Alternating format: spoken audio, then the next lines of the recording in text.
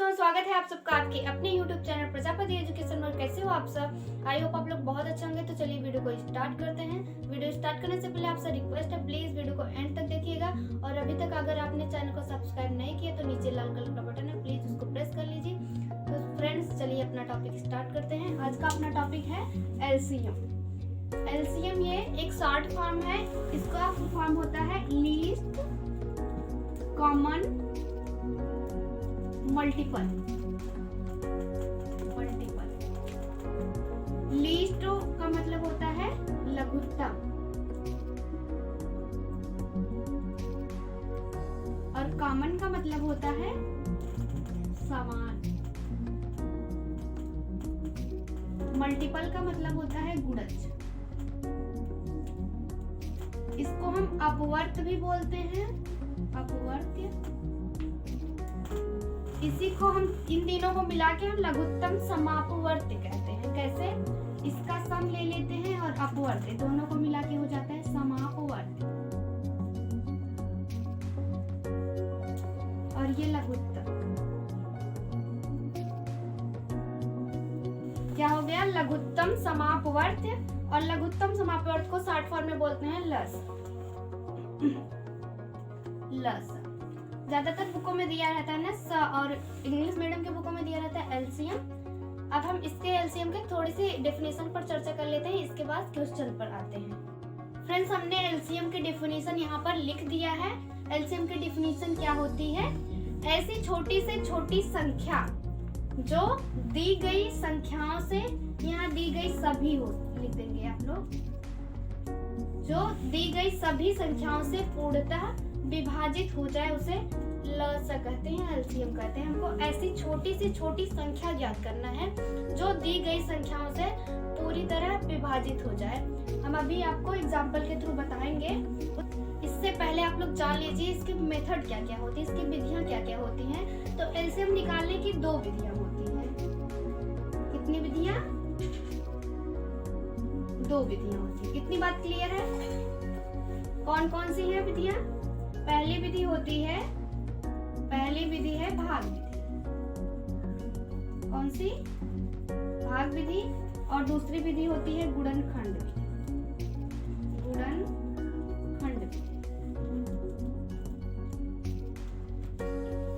भाग विधि को इंग्लिश में बोलते हैं डिवीजन मेथड, डिवीजन मेथड, और इसको बोलते हैं फैक्टराइजेशन मेथड। चलिए अब हम पहला एग्जांपल लेते हैं, जिसको हम भाग विधि से आपको सॉल्व करके दिखाएंगे। फ्रेंड्स, हमने यहाँ पे एक एग्जांपल ले रखा है 4 और 6। हमें इसका एलसीएम निकालना है भाग विधि से। पहली विधि हमने पीछे क्या बताई? भाग विधि, डिवीजन मेथड। पहले हम भाग विधि से एक क्वेश्चन आपको सॉल्व करके दिखा दे रहे हैं, इसके बाद गुणनखंड विधि से बाद में। तो इसको हम भाग विधि से सॉल्व कर रहे हैं। भाग विधि से सॉल्व करने के लिए सबसे पहले आपको क्या करना होगा? जिस संख्या का आपको, जिन संख्याओं का एलसीएम निकालना है, उन संख्याओं में आपको अभाज्य संख्याओं से तब तक भाग देना है जब तक वो संख्याएं एक एक ना आ जाए। अभाज्य संख्याएं सबसे पहले जान लेते हैं क्या होती हैं। अभाज्य संख्याएं वो संख्याएं होती हैं जो स्वयं से विभाजित होती हैं या एक से विभाजित होती हैं, अन्य और किसी संख्या से नहीं विभाजित हो सकती हैं, उन्हें अभाज्य संख्या कहते हैं। जैसे 2 एक अभाज्य संख्या है जो स्वयं से ही विभाजित हो सकती है, अन्य किसी संख्या से नहीं विभाजित हो सकती। दूसरी संख्या है 3, 5, 7 भी है। 9 नहीं होगा क्योंकि ये 3 से विभाजित हो जाती है। इसके बाद आता है 11, 13, 17, 19, ऐसे बहुत सारी अभाज्य संख्याएं हैं। तो हमें एलसीएम निकालने के लिए सबसे छोटी अभाज्य संख्या का प्रयोग करना है। जब एक सीक्वेंस में आपको चलना है, आरोही क्रम में। पहले आपको सबसे छोटी संख्या लेना है। जब इस संख्या से ये संख्याएं न कटे तब आप दूसरी संख्या लेंगे। जब उस संख्या से नहीं कटती है तब आप तीसरी संख्या लेंगे। ऐसा नहीं है कि इसमें 4 दिया है तो हम 4 से भाग देकर कहानी खत्म कर दें, ऐसा नहीं करेंगे। आपका क्वेश्चन का रंग हो जाएगा। तो हम सबसे छोटी संख्या लेते हैं। सबसे छोटी अभाज्य संख्या क्या है? 2। 2 से हम इन दोनों संख्याओं में भाग देते हैं। 2 दूना 4, 2 तिहाई 6। अब 2 से अगर हम भाग देते हैं तो इस संख्या में भाग चला जाएगा, लेकिन इस संख्या में भाग नहीं जाएगा। फिर भी हम अगर एक भी संख्या कटती है तब भी हम उस संख्या से भाग दे सकते हैं। 2 1 के 2।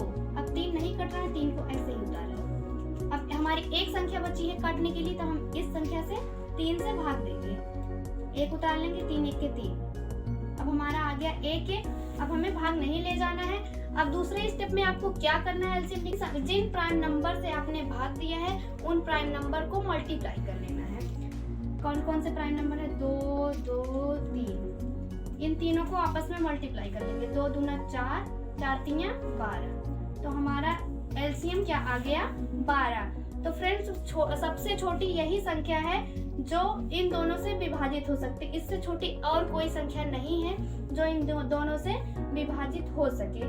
तो फ्रेंड्स आपको समझ में आ गया होगा। हम एक और एग्जांपल लेके आपको भाग विधि से समझाते हैं, इसके बाद गुणनखंड विधि पर चलते हैं। फ्रेंड्स हमारा दूसरा एग्जांपल है 12 24 36 का हमको लसा निकालना है, वो भी भाग विधि से। कैसे निकालेंगे आइए देखते हैं। हम सबसे पहले सबसे छोटा प्राइम नंबर लेंगे, सबसे छोटे प्राइम नंबर से भाग देंगे। भाग दिए, 2 छंग 12, 2 1 के 2, 2 दूना 4। फिर 2 1 के 2 करेंगे, यहाँ 1 बचा और ये 1 6 हो गया 16, 2 8 16। फिर 2 से भाग देंगे, 2 3 6, 2 छंग 12, 2 9 18। फिर ये हमारी 3 संख्या आई जो जिसमें से 2 संख्या हमारी 2 से नहीं कट सकती, एक संख्या कट सकती है, तब भी हम 2 से ही भाग ले जाएंगे। जब तक 2 से कटने वाली जितनी भी संख्या है वो पूरी तरह से कट ना जाए तब तक हम तीसरी संख्या का उपयोग नहीं करेंगे। 2 3 6, 9 को ऐसे उतार लेंगे क्योंकि नहीं कटेगा। अब 2 से कटने वाली कोई संख्या नहीं बची है, हम दूसरी अभाज्य संख्या का उपयोग करेंगे। अब 3 से हम भाग ले जाएंगे, 3 1 के 3, 3 1 के 3, 3 3 का 9।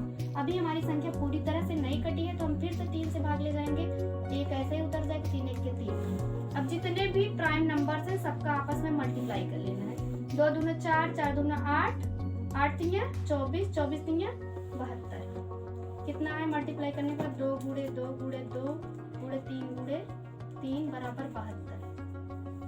अगर अब हमको इसी को फैक्टराइजेशन मेथड से सॉल्व करना हो, गुणनखंड विधि से, कैसे सॉल्व करेंगे यहाँ हम आपको सॉल्व करके दिखा रहे हैं। गुणनखंड विधि में क्या होता है, जिन संख्याओं का आपको एलसीएम निकालना है उन संख्याओं को आप अलग अलग लिख लेंगे। तो हम अलग अलग लिख ले रहे हैं, 12 24 और 36। हमें इन तीनों संख्याओं का एलसीएम निकालना है गुणनखंड विधि से। तो पहले 12 का गुणनखंड करेंगे, 2 6 12, फिर 2 3 6, फिर 3 2 से नहीं जाएगा, 3 से 3 1 के 3। 24 का गुणनखंड करेंगे, 2 1 के 2, 2 दूना 4, 2 6 12, 2 3 6, 3 1 के 3। फिर 36 का गुणनखंड करेंगे, 2 1 के 2 और 2 8 16, 2 9 18, 3 3 का 9, 3 1 के 3। अब यहाँ पे आप क्या करेंगे, 12 का जितना गुणनखंड आया है उसको लिखेंगे, 24 का जितना गुणनखंड आया उसको लिखेंगे, 36 का जितना गुणनखंड आया उसको लिखेंगे। 12 का गुणनखंड कितना आया? 2 गुणे 2 गुणे 3। और 24 का 2 गुणे 2 गुणे 2 गुणे 3। 36 का गुणनखंड 2 गुणे 2 गुणे 3 गुणे 3। आप 2 गुणे 2 को 2 पावर 2 भी लिख सकते हैं। हम इसको लिख देंगे 2 का पावर 2 गुणे 3।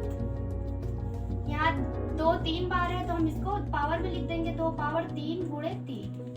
यहाँ पे 2 2 बार है, 3 2 बार है तो हम यहाँ लिख सकते हैं 2 का पावर 2 गुणे 3 का पावर 2। अब हमको इन तीनों में से हाईएस्ट पावर को लेना है। 2 संख्याएं हैं, 2 और 3 तीनों में, तो हम 2 का हाईएस्ट पावर लेंगे। 2 का हाईएस्ट पावर कितना है? 2 का घात 3। तो हम यहाँ पर ले लेंगे 2 का पावर 3। और आपको 3 में भी देखना है कि कौन सा हाईएस्ट पावर है। 3 में आप देखेंगे 3 का हाईएस्ट पावर या इसमें 2 आया, तीनों में मिला के आपका हाईएस्ट पावर कितना है? 3 का 2 है। 3 का पावर 2, 3 का पावर 2।